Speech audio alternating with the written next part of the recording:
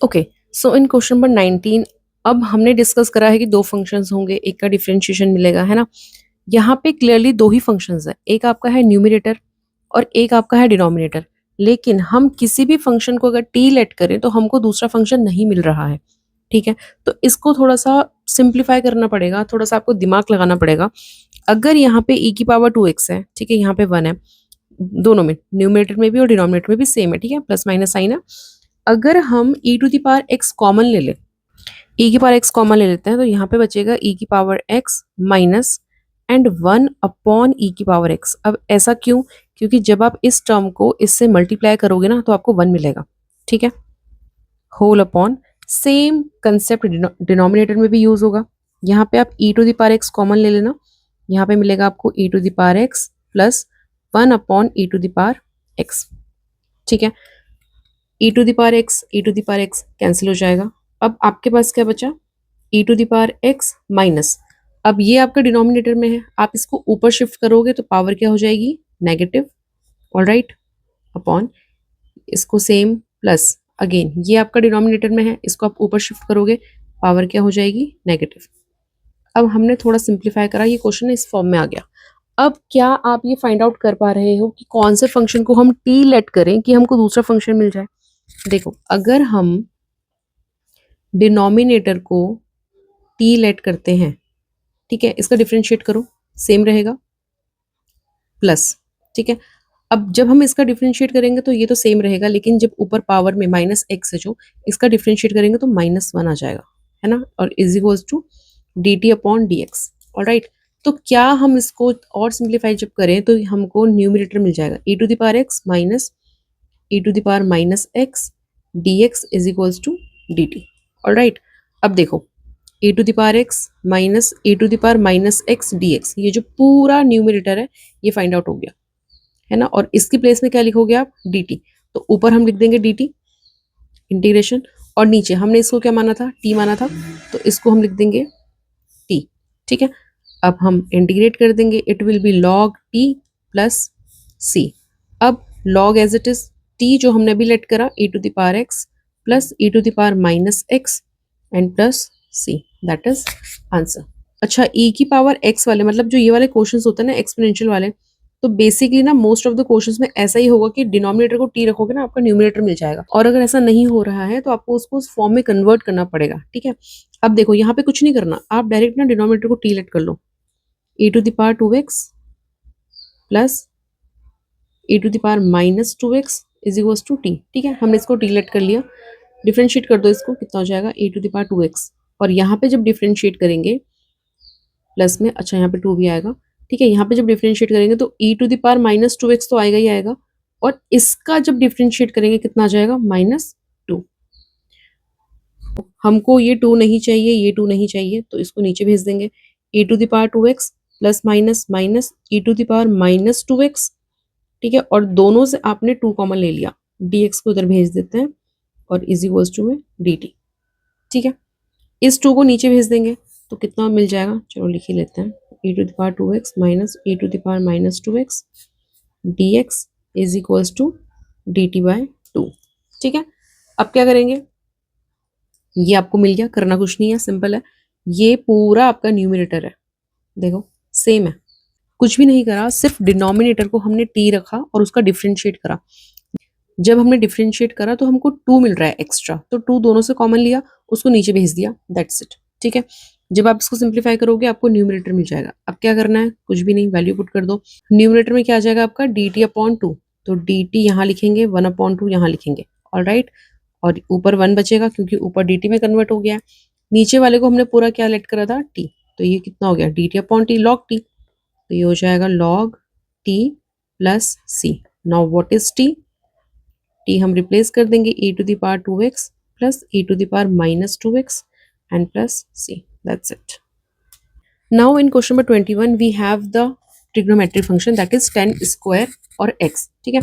तो इस पे इतना फोकस नहीं करते क्योंकि हमको पता है एंगल का तो डिफरेंशिएट करके नीचे आ जाएगा, है ना, और क्योंकि फंक्शन ये सिर्फ एक ही फंक्शन है तो हम इसमें दूसरा फंक्शन भी नहीं ले सकते कि हम एक को टी रखें दूसरा आ जाएगा, ये पूरा एक ही फंक्शन है, ठीक है। थोड़ा सा बेसिक्स अपने याद रखने हैं। हमको पता है sec square x minus 10 square x is equal to 1, ये ना 10th क्लास के फॉर्मूला है, ठीक है। तो अब ये एक्स एक्स इतना ध्यान मत दो, है ना, एंगल तो कुछ भी हो सकता है, आप अपने कंसेप्ट पे फोकस करो। क्या मैं यहाँ से 10 स्क्वायर एक्स की वैल्यू निकाल सकती हूँ? इस 1 को इधर भेज दो और 10 स्क्वायर को उधर भेज दो, ठीक है, हमने ऐसा करा। अच्छा, हमने ऐसा क्यों करा? क्योंकि ना 10 स्क्वायर देख के आप समझो कि आपका ना सेक स्क्वायर वाला फॉर्मूला लगेगा। क्यों? क्योंकि हमारे पास सेक स्क्वायर एक्स का डायरेक्ट इंटीग्रेशन है 10x, समझ रहे हो, लेकिन हमारे पास 10 स्क्वायर का नहीं है, तो इसलिए हमने ना 10 स्क्वायर को पहले सेक में कन्वर्ट कर लिया। तो हम इसको लिख लेंगे सेक स्क्वायर एक्स, है ना, -1, ठीक है। इंटीग्रेट अलग अलग ले लेते हैं, चलो यहाँ पे ये 1 कांस्टेंट है, बाहर ले लिया, ठीक है। आई होप क्लियर हुआ होगा आपको, हमने कुछ नहीं करा, बस ये फॉर्मूला अप्लाई कर दिया और इंटीग्रेशन अलग अलग लिख लिया। और क्योंकि x जो एंगल है वो ये था, तो हमने एज इट इज कर दिया, ठीक है। अब तो सिंपली इंटीग्रेट हो जाएगा, क्योंकि सेक स्क्वायर एक्स का इंटीग्रेशन 10x होता है, तो हम डायरेक्ट कर लेंगे 10x। अब हम करेंगे एंगल का, क्योंकि एंगल क्या है आपका 2x - 3, तो क्या करते हैं, डिफ्रेंशिएट करते हैं, ठीक है। डायरेक्ट 2 भी लिख सकते हैं, बट चलो कोई बात नहीं। अब ये 1 dx, तो 1 का इंटीग्रेशन कितना होता है, x एंड प्लस में c, ठीक है। अब इसको सिंप्लीफाई कर लेते हैं, 10 2x - 3 अपॉन, इसको डिफ्रेंशिएट करो, कितना आएगा 2, माइनस में x प्लस में c एंड दैट्स इट। अब क्वेश्चन में 22 देख के आपको मुझे लगता है डायरेक्टली समझ में आ गया होगा कि क्या करना है, कुछ भी नहीं करना है। हमारे पास डायरेक्ट फॉर्मूला है, सेक स्क्वायर एक्स का इंटीग्रेशन अपने पे है 10x, इसमें सिंपल आ जाएगा 10x, और क्या करेंगे, अपॉन में डिफ्रेंशिएट कर देंगे इसके एंगल को, 7 - 4x, और प्लस में c भी लिख ही लेते हैं, ठीक है। अब डिफ्रेंशिएट करो, कितना आएगा, 10 7 - 4x अपॉन, इसको डिफ्रेंशिएट करोगे, 7 कांस्टेंट है, 0 हो जाएगा, ये कितना आ जाएगा, -4 plus c and answer. Now in question में 23, अब जिसको डिफरेंशिएशन आता होगा ना वो देख के समझ जाएगा कि किसको टी लेट करना है। अगर आपको याद हो, हमने पढ़ा था differentiation of sine inverse x कितना होता है, 1 अपॉन एंड रूट में 1 - x स्क्वायर। तो अब तो ये क्वेश्चन कुछ भी नहीं है, क्योंकि इसमें दो फंक्शन है, एक आपका है साइन इनवर्स एक्स और एक है आपका 1 अपॉन में रूट के अंदर 1 - x स्क्वायर। तो अगर हम साइन इनवर्स एक्स को टी लेट कर ले, let sine inverse x is equals to t, हमने इसको टी लेट कर लिया, इसका डिफरेंशिएट करा, कितना मिलेगा हमको, 1 - x square dx is equals to dt। तो क्या बचा क्वेश्चन में, कुछ भी नहीं, ये 1 अपॉन में ये पूरा आपका चला गया किसमें, dt में, तो इसकी जगह पे हम रख रहे हैं dt, ठीक है। साइन इनवर्स x को हमने माना t, सिंपल, इसका इंटीग्रेट कर दो, कितना आ जाएगा, t square upon 2 plus c, ठीक है। अब आप इसको रिप्लेस कर दो, it will be sine inverse x का whole square upon 2 plus c, alright. Okay, now in question में 24, अब बहुत कॉम्प्लिकेटेड है, नहीं समझ में आ रहा, कुछ समझ में नहीं आ रहा, ठीक है, कोई बात नहीं, जितना समझ में आ रहा है उतना कर लेते हैं, ठीक है। अब क्या समझ में आ रहा है, ऊपर एक फंक्शन है पूरा और नीचे एक फंक्शन है पूरा, अब हम किसी को भी डिफरेंशिएट कर रहे हैं तो नहीं मिल रहा है, ठीक है। वैसे तो मिल रहा है बट हिडन है, चलो थोड़ा सा ट्राई करते हैं, ऐसा करते हैं ना, हम नीचे वाली टर्म्स में से 2 कॉमन ले लेते हैं, ठीक है। जिसको कुछ भी समझ नहीं आ रहा है, जिसने क्रैक कर लिया वो तो बहुत अच्छी बात है, लेकिन जिसको कुछ भी समझ में नहीं आ रहा है, आप और 2 कॉमन ले लो, कितना हो जाएगा, 3 cos x plus 2 sin x, ठीक है।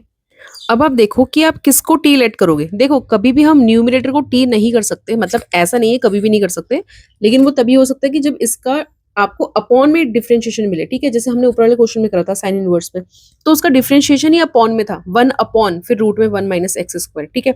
लेकिन अगर हम इसको डिफरेंशिएट करेंगे, वो अपॉन में तो नहीं मिलेगा ना हमको, ऊपर ही मिलेगा, न्यूमरेटर में मिलेगा।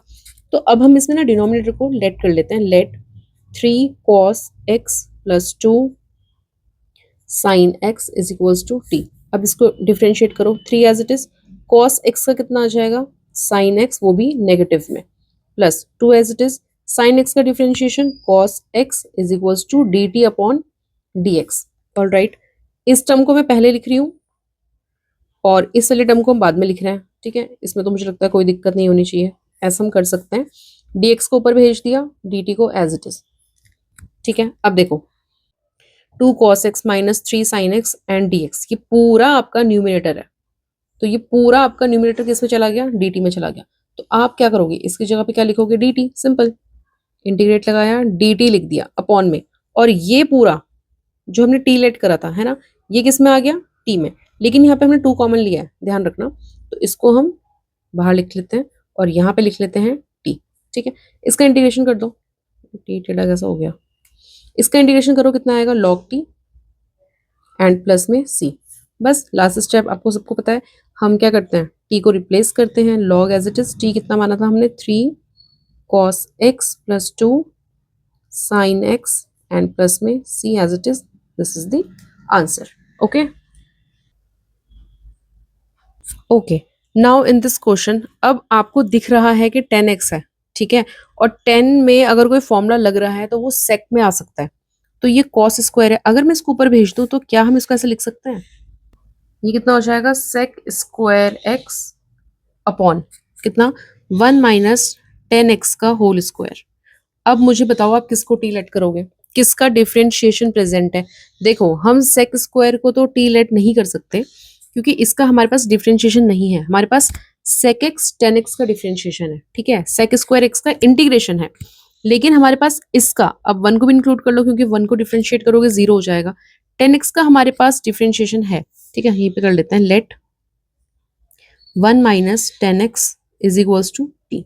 ठीक है, कितना होता है, 1 का हो जाएगा 0 माइनस 10x का कितना होता है, sec square x d x is equals to d t, minus नहीं चाहिए हमको, उधर शिफ्ट कर लेंगे, sec square x d x is equals to minus d t. अब देखो ये पूरा आपका न्यूमिनेटर ये किस में आ गया, ये डी टी में आ गया, ठीक है, वो भी नेगेटिव का, नेगेटिव बाहर ले लेते हैं, d t as it is, और ये क्या है पूरा टी, लेकिन टी का स्क्वायर, तो ये कितना हो जाएगा, टी का स्क्वायर। ठीक है, अगर यहाँ पे डी टी अपॉन टी होता तो हम लॉग टी लिखते हैं, लेकिन क्योंकि स्क्वायर है तो आप ना इसको पहले ऊपर शिफ्ट कर लो, इट विल बी टी की पावर -2 डी टी।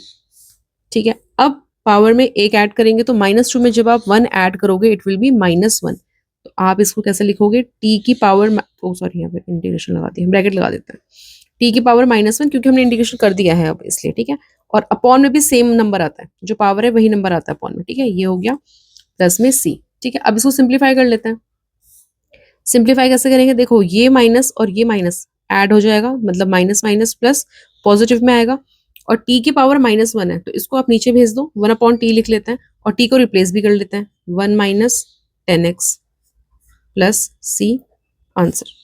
आई होप आपको ये आंसर क्लियर हुआ होगा।